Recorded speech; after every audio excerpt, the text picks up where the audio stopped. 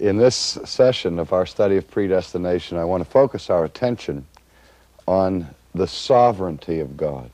And one of the reasons why I think it's important that we really begin here with our study of the doctrine is that here is an area in which virtually all Christians agree. We agree that God is sovereign. How we understand the sovereignty of God may differ from Christian to Christian, but certainly we would all make the confession that God is sovereign. The third chapter of the Westminster Confession begins with these words: God from all eternity did, by the most wise and holy counsel of his own will, freely and immutably, that is, without possibility of changing it, God did freely and immutably ordain whatsoever comes to pass, semicolon. Let me take a breath there at the point of the semicolon. God from all eternity, according to his own holy and wise counsel, did freely and immutably ordain or foreordain whatsoever comes to pass. And I paused at that point in the seminary classroom and I said to my students, how many of you believe that statement? I have to understand this was a Presbyterian seminary, so these fellows were pretty well steeped in the Augustinian tradition, and I got like a 70% vote there that that large number believed it. And I said, okay, how many of you don't believe that statement? And 30 or so hands went in the air, and I said, fine. Now let me ask another question. I said, without fear of recriminations, nobody's going to jump all over you. We just would like to know. Feel free to state your position. How many of you would call yourselves atheists? And nobody put their hand up. And I went into my Lieutenant Columbo routine. There's just one thing here I can't understand. I said, and I looked at those 30 who had raised their hand, and I said, do you mind if I ask you a personal question?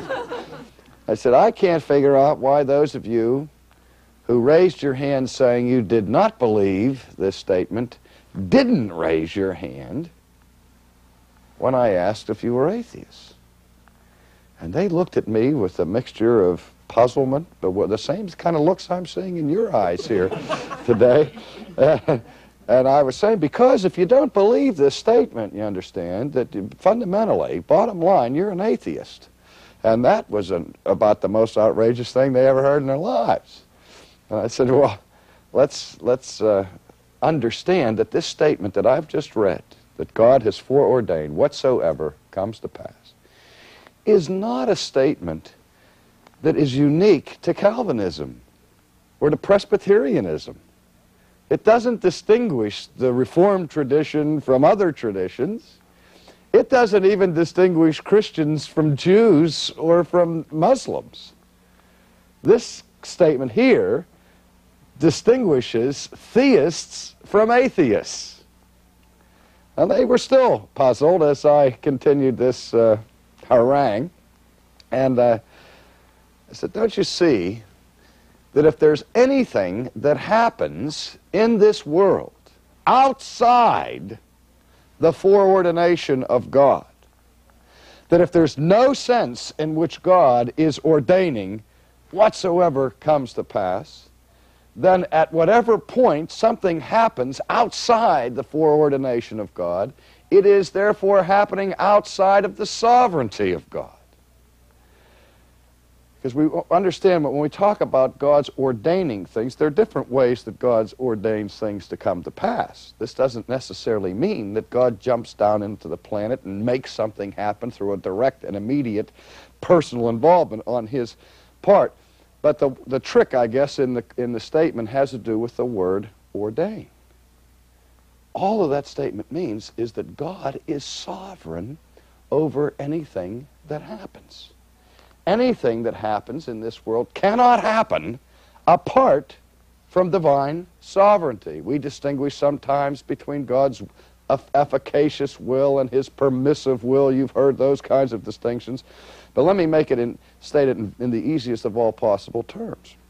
If something happens in this world by the power of men, by the power of nature, by the power of machines, God always has the power and authority to prevent it, at least, from happening. Does he not? And if he does not prevent it from happening, then that means at least this much, that he has chosen to let it happen. That doesn't mean he applauds it. That doesn't mean that he's in favor of it, insofar as that he gives his divine sanction to it, but he does allow, not in the sense of, again, approving all the time, but he does allow it to happen, and in so allowing, he is making a decision. And he is making it sovereignly. And he knows in advance what's going to happen, and if he decrees that it shall happen, he is retaining his sovereignty over it. Now, if things happen in this world outside the sovereignty of God, then that would simply mean that God is not sovereign. And the reason I brought up the question of atheism is, of course, if God is not sovereign, then God is not what? God. It's that simple. If God is not sovereign, God is not God. And if the God you believe in is not a sovereign God, then you really don't believe in God. You may have a theory of God, you may have theoretical theism, but bottom line, for all practical purposes, it's no different from atheism, because you're believing in a God who is not sovereign. Now, what are the practical implications of a non-sovereign God? Think of it now from the perspective of those of you who are professing Christians. I like to explain it this way. If there's one molecule in the universe running loose outside of the control of God's sovereignty, what I like to call the one maverick molecule, then the practical implications for us as Christians is that we have no guarantee whatsoever that any future promise that God has made to his people will come to pass. Remember when you were little kids and you learned a little rhyme for one of a nail, the shoe was lost, and one of the shoe, the horse was lost, one of the horse, the rider was lost, and one of the rider, the battle was lost, and one of the battle of war was lost. One grain of sand in the kidney of Oliver Cromwell changed the whole course of Western civilization. Tiny little thing like that can change the course of history. A bullet into the head of John Kennedy changed the course of American history. Now, if we have one maverick molecule running loose out there, we have no assurance whatsoever that that single molecule may not be the grain of sand in the machinery of God's eternal plan. It may be that thing that runs amok and makes it impossible, ultimately, for Christ to return to this planet. It may be the thing that destroys any hope for the consummation of the kingdom of God, and leaving all of those promises of God unfulfilled. There are no maverick molecules in a universe where God is sovereign. Now, I need to continue what the Westminster Confession of Faith says. I remember I gave you a semicolon. After that semicolon, the confession is quick to add that though God ordains whatsoever comes to pass, yet he does it in such a way as thereby neither is God the author of sin, nor is violence offered to the will of the creatures, nor is the liberty or contingency of secondary causes taken away, but rather established. So we're not talking about a rigid determinism that eliminates free creatures, but we are affirming a sovereign God who is sovereign even over free creatures. That is the point that the confession is making. Now this brings us to the thorny problem that came up at least briefly in one of our discussion periods, if God is totally sovereign, and if people are fallen and some perish, how can God, who is sovereign, allow evil in the world? How can God allow people to perish? If God knows in advance, for example, that a certain person is going to be born and is going to live their life and perish everlastingly in hell, how could a good God let that happen? To set the problem even more graphically for you, let's consider for a moment the relationship of a sovereign God to a world that is fallen. Because two things that all Christians agree on. One, that God is sovereign, and two, that the world is fallen. Don't we all agree on that? Certainly, there's no dispute on that point between Calvinists and Arminians, Augustinians and semi-Pelagians. We all agree that God is sovereign, and we all agree that men are fallen. It's the question of the relationship between a sovereign God to a fallen world that now grasps our concern and our attention. There are basically four ways in which God can relate as a sovereign God to a fallen world. Number one, God could decide to give no one who is fallen an opportunity for salvation. His love is a just and a holy love. And a just and holy God is never required to love a rebellious creation to the extent of extending mercy to it. He could love fallen man and punish fallen man whom he loves as an expression of his justice. More on that later. Let's keep our eye now on the four things that God could do. He could decide that I will provide no opportunity for anybody to be saved. Now, before we go any further, let me ask you this question. If God decided not to save anybody, would there be anything wrong with that? No.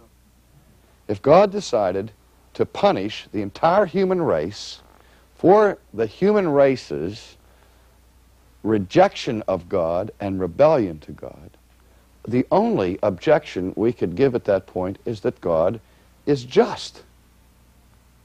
And that's hardly an objection. I mean, can you imagine the attorney standing up into the courtroom and saying, "Objection, Your Honor, I don't like that decision because it's just." How far would that go? I mean, God would be perfectly justified to exercise justice against an unjust creation. But you see, lurking behind all of this is somehow the assumption that God, if he's really going to be a good God, must be merciful. And as I've often said to my students, that's one of the greatest pitfalls in Christian thinking. As soon as your mind tells you that God must be merciful, or that God ought to be kind, as soon as you think for a second that God is obligated to be merciful, a bell ought to go off in your head and alert you to the fact that you're not thinking about mercy anymore. Because by definition, the big difference between mercy and justice is that mercy is never, never, never obligatory. Mercy, by definition, is something God doesn't have to do. It's something that God does voluntarily, freely. But as soon as you think he owes us mercy, you're not thinking about mercy anymore. Justice can be owed, but mercy is never obligatory. Do we get that?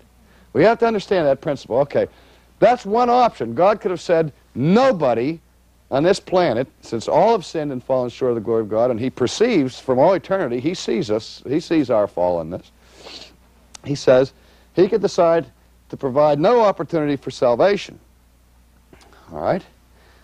Second thing is he could provide an opportunity for everyone to be saved.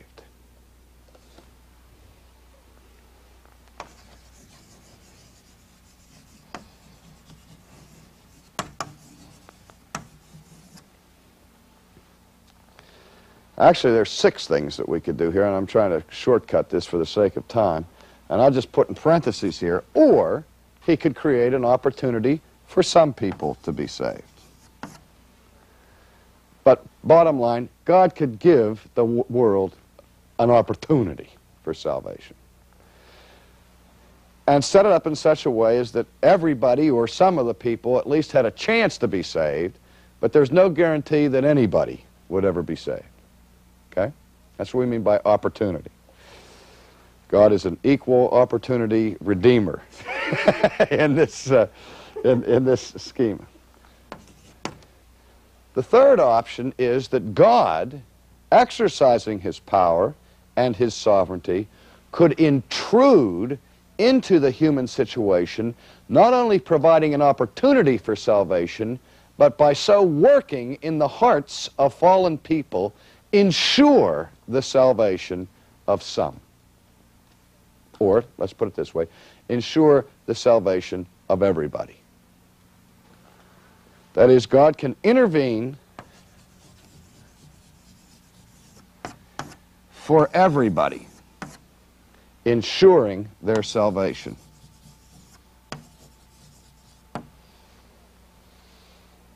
That is, in his sovereignty, he could so guide the steps of a person and so influence inwardly their hearts as to actually bring them to faith. Now, again, does God have the power to do that?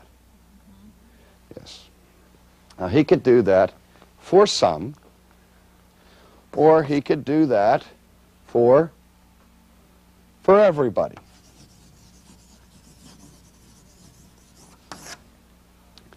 Now, these are different options that God had, or has.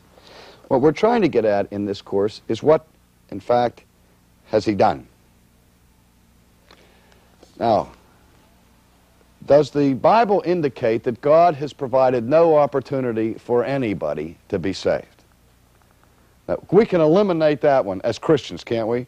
Right off the bat. There's no argument there. We all agree that this is not the biblical view, that God has made no provision whatsoever for salvation.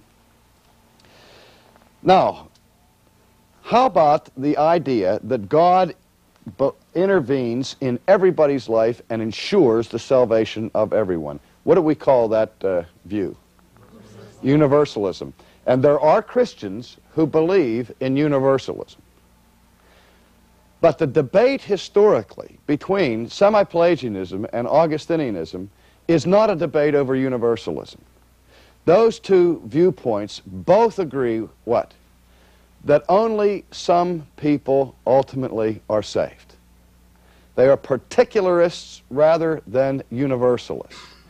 The Bible seems to teach, I think, clearly that there are those who are lost, ultimately lost, and at the last judgment will be lost, as our Lord indicates. Some will be sent out into outer darkness forever, weeping and gnashing of teeth. So we believe that there are some people who will never be redeemed.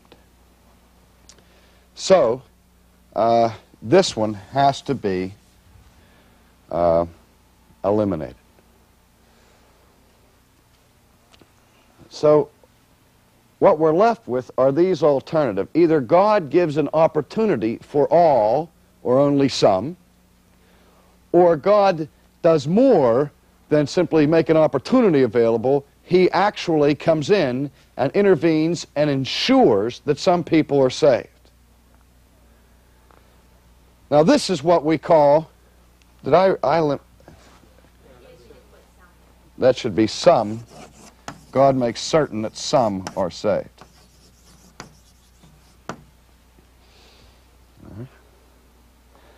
Now, this is the position of Augustinianism, that God ensures the salvation of the elect, or of those who are predestined to be saved. The non-Augustinian views fall under this category, one or the other, either that God makes it possible for everybody or some to be saved. Everybody has the opportunity, or some have the opportunity. Now, before we debate about which one is actually the case, let me ask this question. Could God ensure the salvation of everyone if he so decide? Does he have the sovereign power to do it? Now keep in mind that one of the most frequent objections to the Augustinian view of predestination is that God intervenes in the life of certain people and ensures their salvation, but he doesn't do it for everybody. Okay? And the objection from the non-Augustinian view is, hey, God, that's not fair. If you're going to do it for some, then you ought to do it what? For everybody.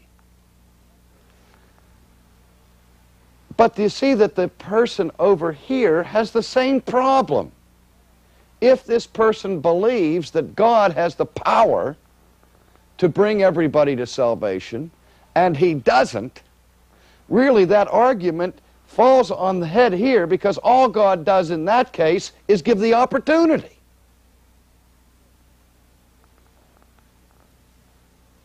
To fallen men to be saved. In this one, God does more than give the opportunity. He assures that some people will be saved. In this schema, there's no assurance that anybody will be saved. In fact, as I think we will see later, it assures us, if we take seriously the biblical view of fallen man and his attitude towards God and towards God's grace, would assure, to my mind, at least, that nobody would be saved. And in other words, what I'm getting at is that one of the chief objections of the Reformed or Augustinian position is that it's not gracious enough. When in fact it's so much more gracious, because God doesn't just say, okay, here's the cross, choose it if you will, and leaves people to themselves.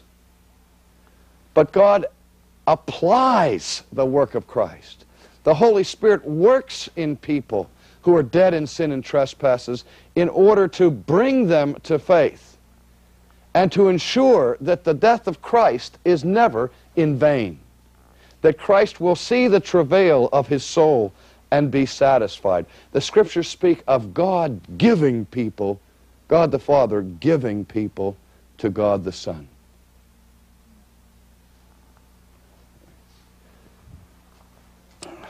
So what we have here is that the one scheme, what it has going for us is that at least theoretically the opportunity is given to everybody.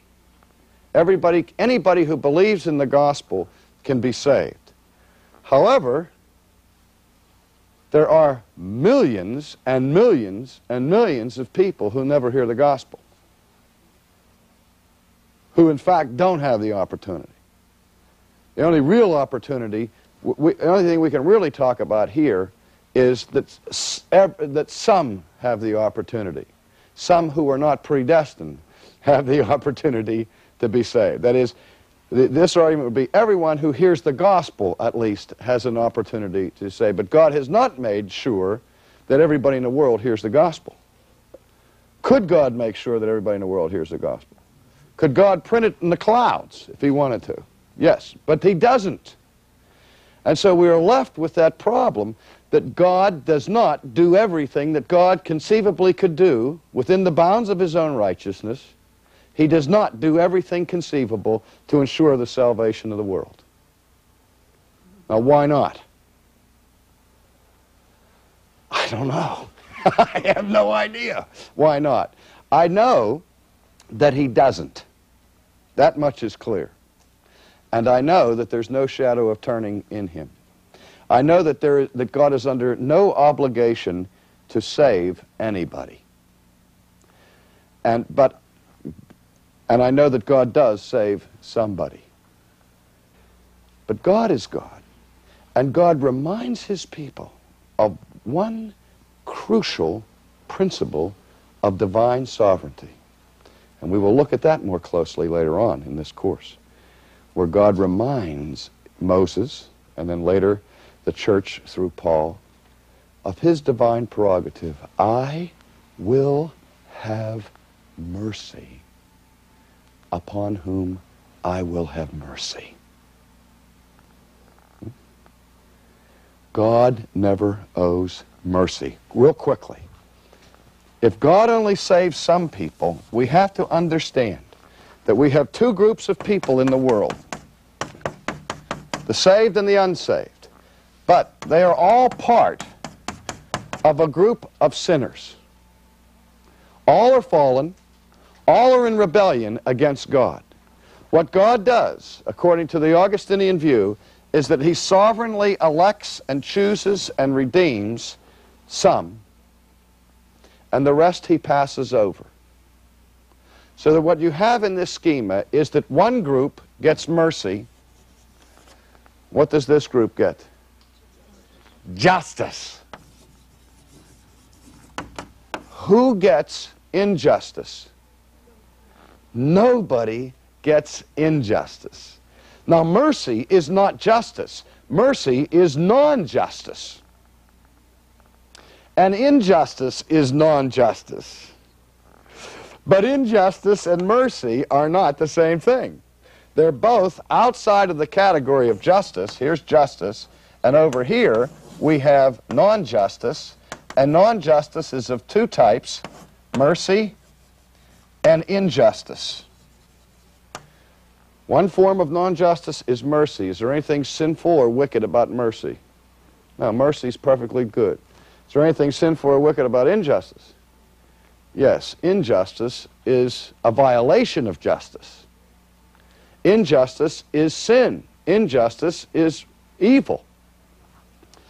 Now, if God gave mercy to this group and injustice to this group, then God would have his integrity compromised. But God gives justice to one group, mercy to another group. Nobody has ever been a victim of injustice at the hands of God. All right, I need to stop at that point and say to you that in our next session we will consider where man's free will comes into play in all of this.